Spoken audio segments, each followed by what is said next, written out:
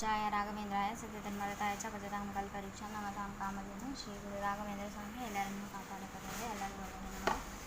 ಸರ್ವೇ ಜನ ಸುಖಿನೋ ಭವಂತು. Welcome back to Shri Guru Raghavendra veg kitchen. Please like, share, comment, subscribe. Thanks for watching my channel. ಇವಾಗ ಸ್ವಲ್ಪ ಫಸ್ಟ್ ಬ್ಲ್ಯಾಕ್ ಸಾಲ್ಟ್ ಹಾಕ್ಕೊತೀನಿ. ಫಸ್ಟ್ ಬ್ಲ್ಯಾಕ್ ಸಾಲ್ಟ್ ಹಾಕ್ಕೊಂಡು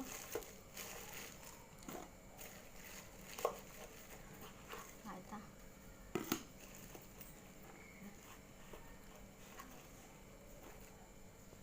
ಸ್ವಲ್ಪ ಫಸ್ಟ್ ಬ್ಲ್ಯಾಕ್ ಸಾಲ್ಟ್ ಹಾಕ್ಕೊಂಡು ಓಕೆ.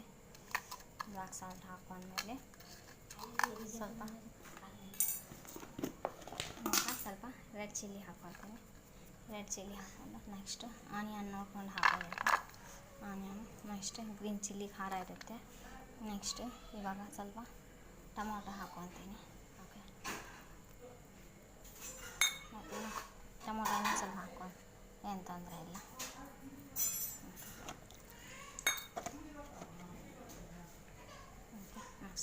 ಸ್ವಲ್ಪ ಟೊಮೊಟೊ ಹಾಕ್ಕೊಂಡು ನೆಕ್ಸ್ಟ್ ಇವಾಗ ಕೊರಿಯಾಂಡರ್ ಹಾಕ್ಕೊತೀನಿ.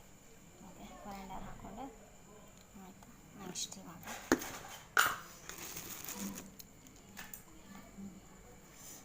ಸ್ವಲ್ಪ ಸೇವ್ ಹಾಕ್ಕೊಂತೀನಿ.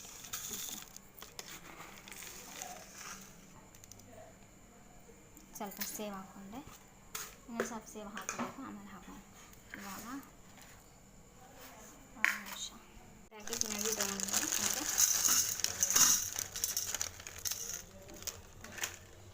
ಇದನ್ನು ಈ ಥರ ಇಷ್ಟು ಪೀಸ್ ಮಾಡ್ಕೋಬೇಕು. ಓಕೆ, ಆಯಿತಾ. ಪುಡಿ ಮಾಡ್ಕೊಂಡಾಗಿದೆ. ಇಷ್ಟು ಪುಡಿ ಇರಲಿ, ಇನ್ನೂ ಪುಡಿ ಮಾಡಿದ್ರು ಓಕೆ. ಇವಾಗ ಇಷ್ಟು ಶಾಲು ಫ್ರೈ ಮಾಡಿದರೆ ಸಾಕು, ಡೀಪ್ ಫ್ರೈ ಎಲ್ಲ ಅವಶ್ಯಕತೆ ಇಲ್ಲ. ಆಯಿತಾ, ಚೆನ್ನಾಗಿ ಶಾಲು ಫ್ರೈ ಮಾಡ್ಕೋಬೇಕು.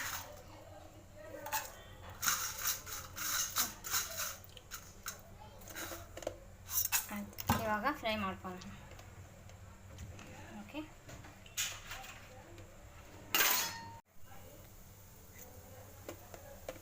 ಲೋ ಫ್ಲೇಮ್ ಇಟ್ಕೋಬೇಕು, ಹೈ ಫ್ಲೇಮ್ ಎಲ್ಲ ಬೇಡ, ಲೋ ಫ್ಲೇಮೇ ಸಾಕು. ಸ್ವಲ್ಪ ಗೋಲ್ಡನ್ ಬ್ರೌನ್ ಆಗೋವರೆಗೂ ಫ್ರೈ ಮಾಡ್ಕೊಳ್ಳಿ. ಓಕೆ, ಹೈ ಫ್ಲೇಮ್ ಇಟ್ಟರೆ ಸೀದೋಗ್ಬಿಡುತ್ತೆ.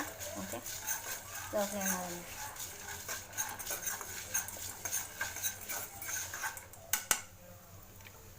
ಸ್ವಲ್ಪ ಗೋಲ್ಡನ್ ಬ್ರೌನ್ ಆಗಲಿ, ಸ್ವಲ್ಪ ಗೋಲ್ಡನ್ ಬ್ರೌನ್ ಆಗೋವರೆಗೂ ಫ್ರೈ ಮಾಡ್ಕೊಂಡು. ಡೈಲಿ ಒಂದೇ ಇದು ಮಾಡೋ ಬದಲು ಸ್ವಲ್ಪ ಡಿಫ್ರೆಂಟಾಗಿ ಟೇಸ್ಟಿಯಾಗಿ ಮಾಡ್ಕೋಬೇಕು. ಅಷ್ಟೇ ಹೆಲ್ದಿ ಆಗಿರಬೇಕು, ಟೇಸ್ಟಿ ಆಗಿರಬೇಕು, ಡಿಫ್ರೆಂಟ್ ಆಗಿರಬೇಕು.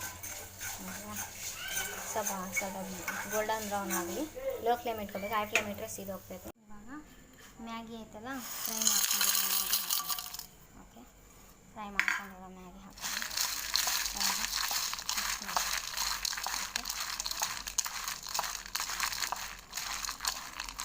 ನೀಟಾಗೆಲ್ಲ ಹಾಕೋಬೇಕು, ಉಪ್ಪು ಖಾರ ಎಲ್ಲ. ಓಕೆನಾ, ಸ್ವಲ್ಪ ಚಾಟ್ ಮಸಾಲ ಬೇಕಂದ್ರೆ ಹಾಕ್ಕೊಬೋದು, ಏನು ತೊಂದರೆ ಇಲ್ಲ. ತುಂಬ ಟೇಸ್ಟಾಗಿರುತ್ತೆ, ತುಂಬ ಈಸಿ, ತುಂಬ ಹೆಲ್ದಿ ಆಗಿರುತ್ತೆ. ಓಕೆ,